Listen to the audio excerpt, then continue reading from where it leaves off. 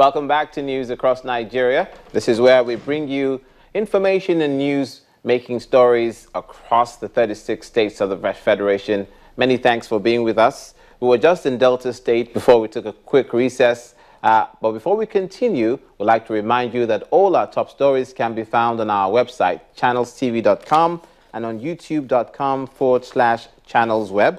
Please visit m.channelstv.com to view us live on your mobile device. You can also download the Channels TV app for Android, iOS, and Windows phones from their respective stores. We'd also like to urge you to please interact with the Eyewitness feature in the Channels TV app on the Android, iOS, and Windows platforms. If you have pictures or videos you'd like to share with us, tap the application on your device, swipe to reveal the Eyewitness menu, and follow the instructions. Some facts and information about the great Nigerian state of Delta, which is in the south-south. Just spoke to the Speaker of the House of Assembly, Right Honorable Monday Guya.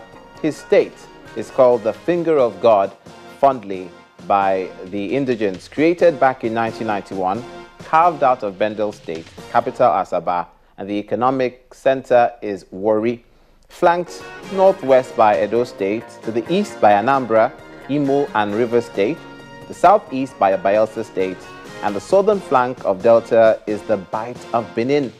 Very ethnically diverse state with 7 major languages and dialects.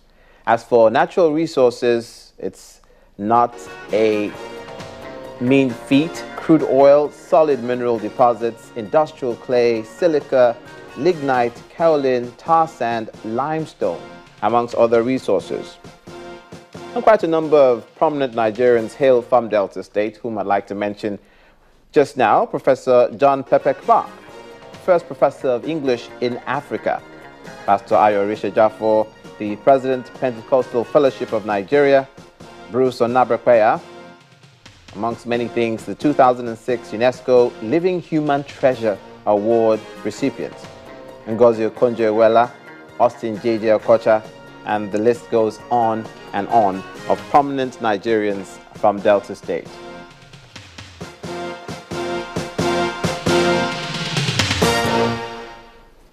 And as they say, that's where the finger of God is. But now let's move on to the southwestern part of the country. And a crisis appears to be brewing between the resident doctors and the management of the hospital at the Federal Medical Center in Owo, in Ondo State. The resident doctors are aggrieved, and they are seeking justice, as they say, for what they refer to as the vindictive action taken against them by the new management of the hospital. On the other hand, the head of the clinical services in the hospital, Dr. Ilyasu Ahmed, says all the allegations are baseless, saying that the protest by the doctors started when about 20 of them were alerted by management that they'd spent up to 6 years in training and are still yet to pass their examinations. Resident doctors at the Federal Medical Center, Owo, in Ondo State, at a meeting. They are here to express their grievances over what they describe as executive high-handedness on the part of the hospital's management. Unjust relocation letter given to 17 residents to exit the center against national recognized residency guideline. Non-recognition of the association of resident doctor, whereas due recognition was given to other unions. Use of foul language and abusive languages on association of resident doctor members against public service rules. Those in charge at the hospital are not buying this. Though the doctors also raised the issue of unpaid allowances, the hospital says it's alive to this responsibility. About 20 of them were alerted close to 3 months ago now that they have spent 6 years in the system as residents. In fact, some of them have not even passed their part 1, not to talk of part 2. So that is why they now came up with all these allegations that is victimizing us doing this. And another claim tabled at this meeting is the Interim Administrator's order that they move out of the allocated accommodation. The doctors feel the hospital management has gone too far and want a change of those at the helm of affairs. Out of our 4 health institutions, federal health institutions that started paying the skipping as well as the relativity areas. We started since February. And so other institutions, you realize that some other places, they are still on strike because of the skipping. And we started paying that one here. Our prayers, one, enough of this victimization by Dr. Adediran Kolajo. The Federal Ministry of Health should recall him in the interest of the public. Two, his activities in the last 3 months should be investigated. It's obvious that the doctors are determined to see this to the very end. And going by the hospital stance, there may be a need for officials from the Federal Ministry of Health to intervene quickly so the situation does not get out of hand. A sister state is Ogun State in the southwest, where we turn to now.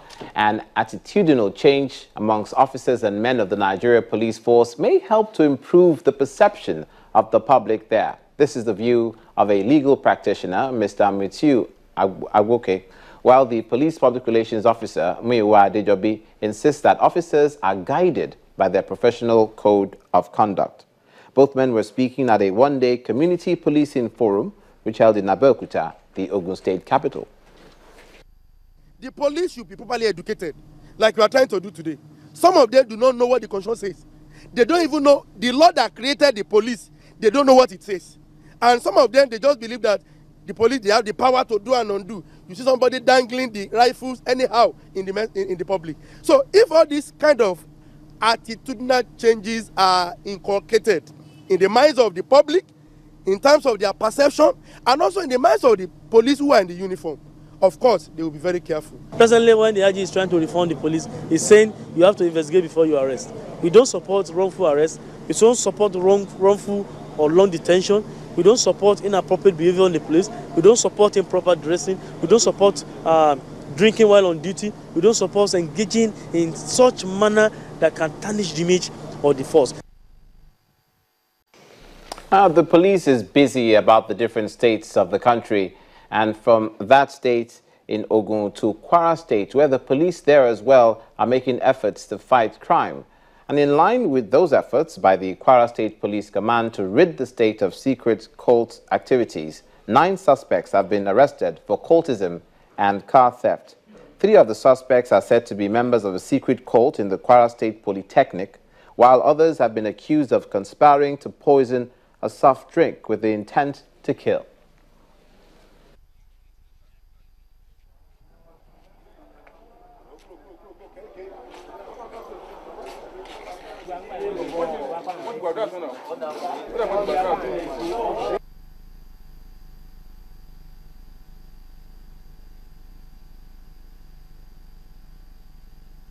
On the 18th of August 2015, in a bid to arresting the perpetrators of the last court clashes in Ilorin, which led to the killing of 2 young men, the command, in addition to the suspects earlier arrested and charged, has also picked up the following suspects who confessed to being part of the latest court activities recorded with the arms used in the Dastardly Act, where one Lanrid Aziz and one other Yusuf was killed.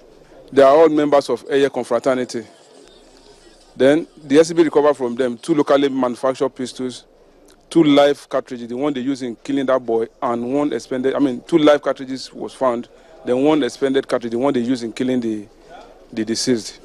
Then number 2, in another development, on the 17th of August 2015, based on a complaint made by one Bidemi Adewale, female of Sakpati area in Ilorin, 2 suspects, Shiji Bomi Adeniyi, male, and 1 Yosin David, of the same area and members of the same court group, conspired to kill the complainant using a poison-laden Lacasera drink in a bid to dispossessing her of the sales of her products, or the process of her sales. The suspects were arrested. They are here. They confessed to doing the act. You're watching news across Nigeria. Imo State takes center stage after this quick recess and the education sector there. Stay with us.